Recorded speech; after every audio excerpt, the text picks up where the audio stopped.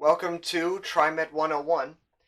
This is my third attempt at recording this video because Murphy's Law is in full force and everything that can go wrong has gone wrong. So we're going to try this one more time.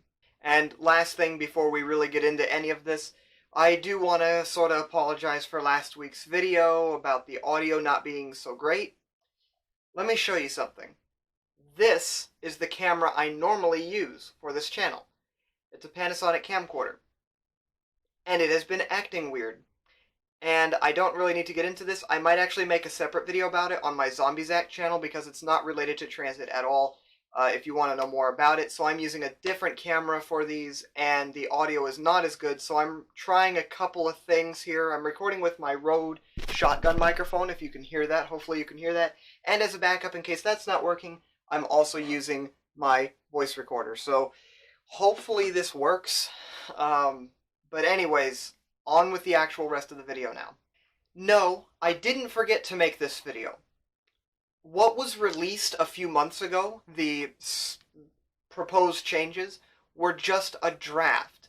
And I don't really need to get into this too much, but I have a friend of a friend of a friend of a friend of a friend of a friend of a that had access to some special master copy of the map. Again, I don't need to get into this too much, but that map differed quite a bit from what we saw in the proposed changes in the summer to what we see today, and it just gradually got updated to what we see today on the proposed changes. So I didn't really want to make a video on it just yet because I didn't know what exactly was public and wasn't public knowledge, but now that TriMet has officially released this information, I feel much more comfortable talking about it. I've left a link in the description to the 2024 to 25 proposed changes that you definitely should go and check out. The rest of this video is pretty much just going to be my opinions on things that I found significant about it. The rest of this video sort of just assumes that you've at least looked at it and you know what some of the changes are, and so I would definitely at least look through it and at least skim through it, so that way you're a little more familiar with what they want to do next year and into, well, this year and next year. Line 47 will not continue on baseline to Willow Creek Transit Center. They are changing Line 47 and extending it to Willow Creek, but it's going to be a little more similar to the current 47. And also, whatever happened with the bus that was supposed to be on Cornelius Pass and Century? I assume we'll get those pretty soon, but for now, Line 47 is going to be kind of like it was a couple decades ago. So it's going to feel like the 2000s again, which is pretty interesting. Line 52 is now being upgraded to frequent service, buses every 15 minutes on Farmington and 185th. Finally, this has been needed for probably a couple of decades now. The Line 76 extension to Oregon City. Well, I still don't know how I feel about this. Now, I do understand making a route that goes from Oregon City to Tualatin. I get that. That's fine. But extending Line 76 just feels off to me. I think instead it should maybe be a separate line, keeping Line 154, I suppose, and running it to the Tualatin Park and Ride rather than to Meridian Park Hospital. If you're in Tualatin and want to go to Oregon City, chances are you would hop on the bus at Tualatin Park and Ride, not Meridian Park Hospital. Tualatin Park and Ride is just a bigger transfer point. So if you get on the bus extension here of the 76 to Oregon City, if you were to get on at Tualatin Park and Ride, then you have to ride the rest of the way through Tualatin to Meridian Park Hospital, and then you get to go on the freeway to go to Oregon City. It almost feels more like a punishment. That if you want to take that trip from Tualatin to Oregon City, you first got to go through all this other stuff. I don't really see that as necessary, and I would just much rather there be a separate route that just goes out of Tualatin Park and Ride and straight onto I-5, and then that eventually branches into I-205, and then that can lead you to Oregon City on the rest of the route that they're proposing to go into Oregon City, replacing Line 154. So I would say just kind of keep the Line 154 numbering, but extend it all the way up to Tualatin Park and Ride, not Meridian Park Hospital. That trip generator just makes more sense to me, wanting to have the trip go from the Park and Ride rather than the hospital. I know I keep talking in circles. It's also going to be at peak frequency, I believe, so only during the rush hour, which does not sound like something Line 76 would do at all.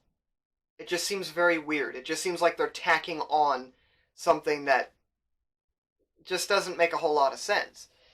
Whereas if you did, in fact, keep the line 154 as the number and had it as a separate line, I just feel as though that makes way more sense, because line 154 already doesn't have as high a frequency as the 76, and they just seem like two completely disconnected routes, and it doesn't make sense to me to try and connect that all together as an extension of the 76. Rant over. Line 153 is super weird. Half of the route is basically rural. Like, seriously, just go look at it on Google Maps. It's rural. So Lake Oswego can get extremely low density bus service, but Hillsboro, oh god, no, let's not do that. We are forbidden to do that. At least line 46 is staying for now, but not forever. I'm just not sure how I feel about this route. It does seem like a good idea, providing a new way of connecting from north to south through this general area. That's different from line 35. That does seem like a good idea. But financially viable? I'm not so sure. Don't expect people to really use the middle of this route at all, because it is extremely low density. So I imagine there probably won't be very many stops in the middle of this route, which is going to be kind of cool. But just again, if you're expecting people to ride and go to destinations throughout the length of the route, you're probably not going to get a lot of ridership in the middle of the route.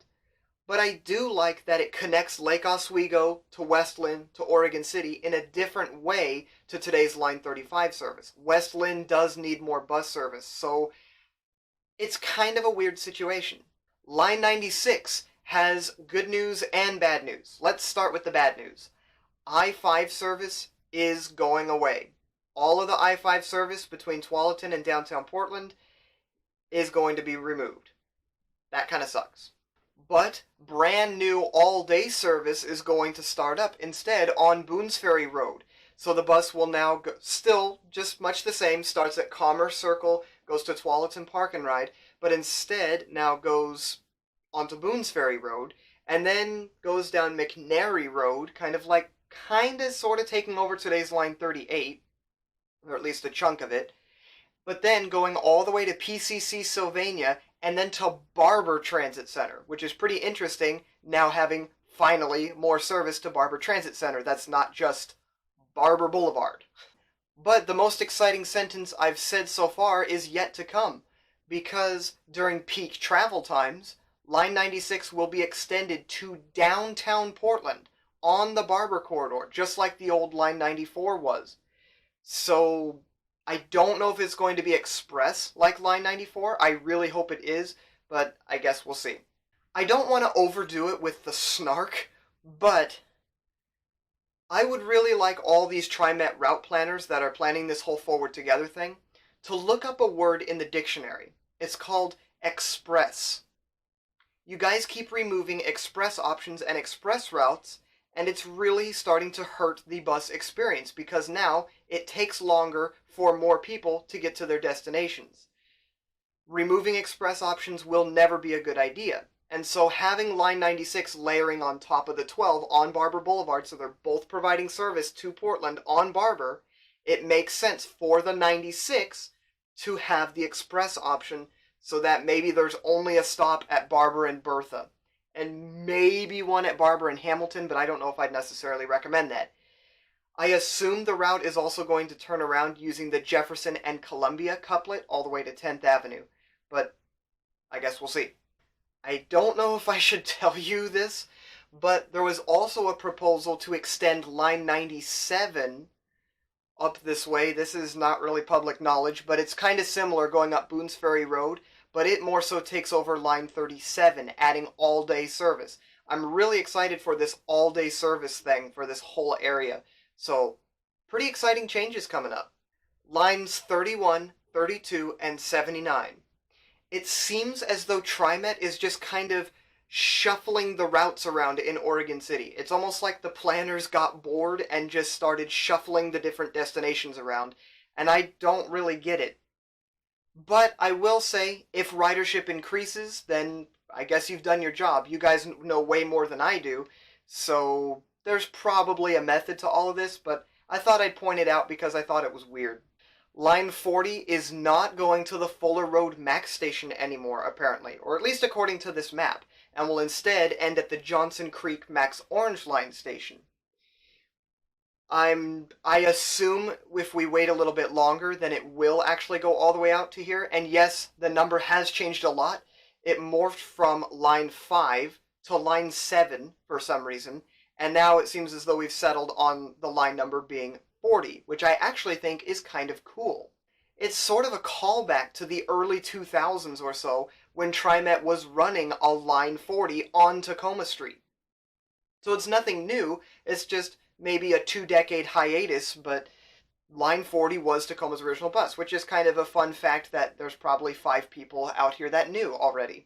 I'm also quite excited that now, finally, Swan Island will not just connect with Rose Quarter, but will go into downtown Portland, whereas today's Line 85 just kind of abruptly ends at Rose Quarter.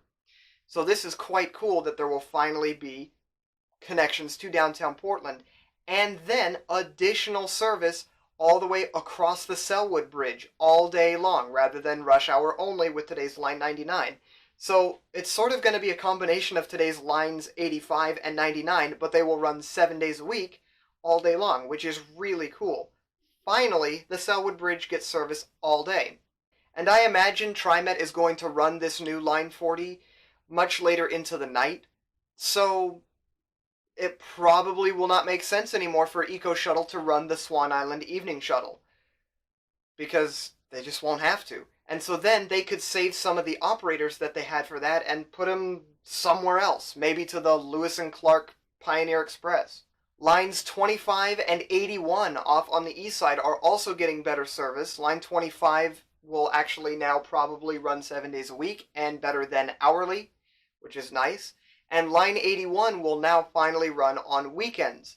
It'll sort of absorb Lines 80 and 81, and since the 80 does run on weekends, you get the weekend service, which will also mean that Eco Shuttle won't have to run the Troutdale Weekend Shuttle anymore. So this is going to be quite interesting.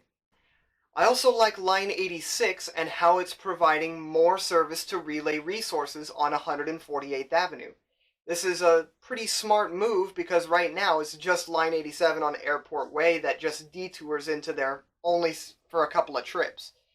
So it's very cool that they did that, and they numbered this bus as Line 86, probably for that reason, because of Relay Resources formerly getting the 87.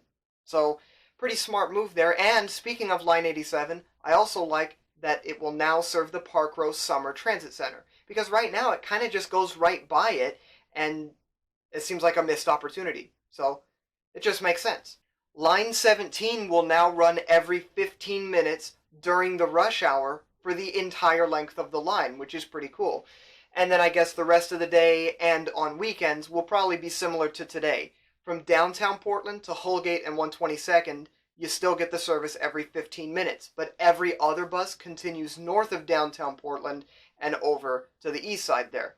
So every 30 minutes. It's kind of too bad that this portion on 24th, 27th, and Saratoga is getting discontinued, because that was a former streetcar route, and we've lost the Line 43 on Corbett Avenue into Portland, and we've lost most service to Council Crest with Line 51, and it just kind of feels like we're slowly but surely losing our history with these old streetcar routes. But they are low ridership areas, and so cutting the service through here is unfortunately the best way to save money, and taking over the portion to 33rd and Sunderland, yeah, it does make sense. It's just, I shouldn't get hung up on this too much with the whole, oh, it used to be a streetcar route and we're discontinuing it, but it is kind of unfortunate. Line 24 now does not serve Emmanuel Hospital as well. I also have mixed feelings about this. On one hand, it will make trips faster, much faster, by just continuing straight through onto Fremont Street, rather than detouring through 3 different other streets. But on the other hand, Emmanuel Hospital is a pretty major hospital with lots of people who work there, visit there, and all that sort of thing, and it is going to force people to walk a little more, but that's not a huge deal, I don't think. So, in general, I would say I have a positive opinion of Line 24's changes. Let's talk about some other stuff now. Skidmore Fountain Mac Station. This station is planned to close. And while I used to be kinda not okay with this, because it was so centrally located within the Saturday market, I have come to the realization that, yeah, it's fine, and I have 2 reasons as to why I think it's fine. Number 1 is proximity. The Old Town Mac Station is a little over 2 blocks away. It's about 500 feet away. Just use Old Town. The other reason is sketchiness, and just how people take care of this general area. I don't know why, but the Burnside Bridge is kind of sketchy, and the Skidmore Fountain Mac Station is directly underneath it, and this whole set just kind of reminds me of something you'd see in a horror movie. And it gets vandalized a lot, the ticket machines and hop readers get destroyed, and in general, I imagine it costs quite a bit to keep this station still operational. Not a lot of people are using it. It's not a very easy area to develop into something nicer, so it just makes more sense to close it. Next, I'd like to talk about the Park Avenue Garage. This is in Milwaukee. I think this is kinda dumb. Adding 2 floors to the parking garage in Milwaukee is just going to encourage more people to drive. Transit is supposed to take cars off of the road, but adding 2 floors to a parking garage doesn't really do that. Especially since the parking garage is right off of McLaughlin, which gets pretty frequent transit service, so I just don't really see the point. The Orange Line has the lowest ridership out of any of the MAX lines, by quite a bit. So adding 2 more floors here doesn't really seem like it's worth it to me. I don't know, because I have never been in that parking garage during the weekday rush hour to see how full it is, so maybe it does get full, but even so, it's probably not a good idea to encourage people to drive. To me, it just seems like TriMet is sort of spending money because it's a project they've been wanting to do, whereas this money could be sort of saved and put somewhere else, like Forward Together or other things. I just don't really see this as time or money well spent. Also, they mentioned the 82nd Avenue and TV Highway Transit projects. And on the 82nd Avenue page, they mention proudly that they'd like to add more BRT service on here, something just like what they did with the FX buses on Division. But in the paragraph that talks about the TV Highway thing, they don't mention BRT at all, which baffles my mind, because both of these projects started around the same time, and they're both working toward more or less the same goal. Replace the existing terrible bus service on TV Highway and 82nd Avenue with better buses and street improvements, traffic signal priority, bus lanes, better stations, and that sort of thing. And the TV Highway Transit Project page by Oregon Metro makes a pretty big deal about the fact that the buses have plenty of issues, they take forever and all this sort of thing, but they don't mention the BRT improvements anywhere in that paragraph on the proposed improvements, which just doesn't really make sense to me. I would argue that FX service on TV Highway is even more needed than it is on Division Street, because TV Highway just kind of sucks. TV Highway really reminds me of Aurora Avenue in Seattle and Shoreline, Washington, which has the Rapid Ride E bus line on it and is the busiest bus line in Seattle. And it has a lot of parallels, which is funny because Aurora Avenue is actually north-south, but whatever. It has a lot of parallels to TV Highway. It reminds me of it a lot. So I think focusing on a transit project like the Rapid Ride E in Seattle, if you want to study that a little bit, I even have a video of me riding Rapid Ride E if you want to take a look at it. It just makes sense to kind of focus on a project like that, but even better. Now for the last thing, the Wes. Nowhere in here does it mention the Wes. But once upon a time, long, long ago, by the feels of it, the West trains used to run every 30 minutes. But since the pandemic, they've been running every 45 minutes. And there's just no sign of it returning back to normal. So that begs the question, when will it return? A new operator has been trained to drive the Wes. So it seems as though we're on the right track, no pun intended. So hopefully it's not too much longer. Also, those Trinity Railway cars that TriMet bought from probably the Trinity Railway Express in Texas, well, I know TriMet's been sort of fixing them up and restoring them, but they still haven't entered service, and we've had them for more than 5 years. So hopefully those will enter service soon as well. Anything else that I didn't talk about, I just don't really have an opinion on. If I skipped over it, I either just thought it was overall satisfactory or I didn't know much about it. I don't know about every bus line. I don't know how integrated it is. I don't know how many people use it. I am not an encyclopedia of all of that. So, some of it I don't really know what to comment on. Trust me, I'd let you know if I had an issue with one of the routes. Overall, I think this video was pretty positive, so that's good.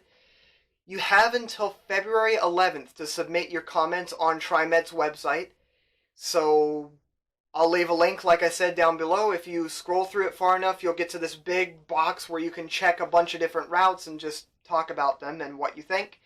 And I will definitely be commenting on this. And anyways, thank you for watching this video, and I hope it actually turned out. Like I said, this is my third attempt at recording this video. Thank you for watching, and I will see you next time.